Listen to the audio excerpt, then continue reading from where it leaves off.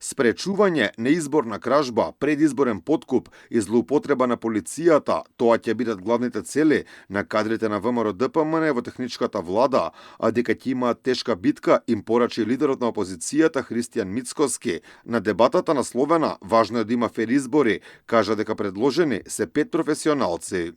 За прес-центарот кој што го водат Зечевич и Маричич, тоа е СДСМ, еден Артан Груби и еден Бујар Османи се поприфатливи, да речеме, од Стефан, од Светан, Панче, од Елена, од Ѓоко, а сите тие заедно немаат ни половина од што го има секој од овие овдека поединечно.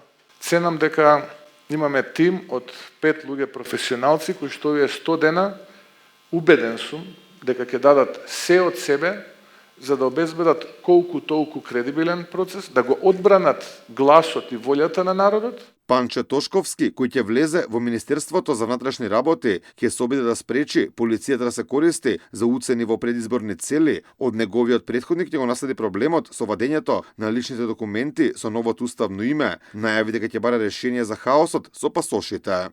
Еден од првите чекори кои што ќе ги направам во рамки на Министерството е тоа што ќе предложам измени на законот за патни исправи со кој што ќе го пролонгирам рокот, ќе предложам да се пролонгира рокот за важење на истите. Ѓоко Велковски, кој ќе биде прв човек во труд и социјала, си даде цел да спречи манипулацијата со најсиромашните, но и најави дека идната влада на ВМРО ДПМН ќе поработи многу повеќе за обичниот човек. Повеќе од 600, мислам дека 1000 граѓани кои што живеат со само, замислете, 150 денари на ден.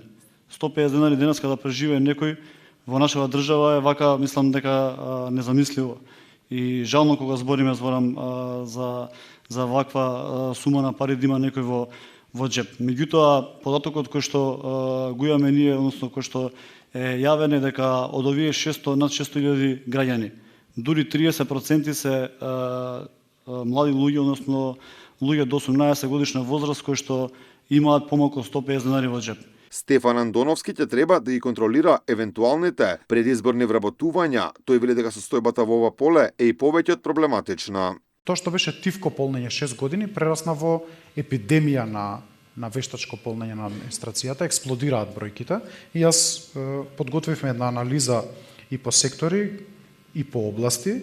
Замислете, во конкурс распишан пред неколку дена, 60 лица се бараат да бидат вработени во СОЗР, во службата за општи заеднички работи на владата. 355 лица се бараат да бидат вработени во јавното предпријатие Македонски шум. 82 лица треба да бидат вработени во Матично. 61 во колабираниот Фонд за здравствено осигурување. Елена Петрова, која ќе биде заменик во финансии, најави дека идната власт ќе мора многу повеќе да работи на економскиот раст на државата. Не се подобри животот на граѓаните, квалитетот на животот на граѓаните, свесни сме, сите гледаме, цените растат, се зголемува стапката на сиромаштија. Не се подобри деловното обкружување за работа на компаниите. Значи, немаме раст на економијата, нема отварање на нови работни места, нема квалитетна работна сила. Имаме само фалби од владата. Трипуновски, кој ќе му биде заменик на Љупчо Николовски, рече дека знае со што ќе се соочува во 100 дена од техничката влада и упати апел до министерот веднаш да ги стопира повиците преку кои сака да манипулира со земјоделците за изборни цели. Сведоци бевме да имаме нерамноправна распределба на земјоделското земјиште и земјиште кое што се делеше на фамилијата, односно блиски луѓе до министерот Николовски, до премиерот претходен Заев, Ковачевски и така натака, а не на вистинските земјоделци кои што сакаат, односно се желни да екзистираат од оваа гранка. Техничките министри и нивните заменици ќе функционираат по системот врзан подпис. Секоја одлука ќе мора да добие амин од министрот и заменикот. Со само еден подпис било што е неважно.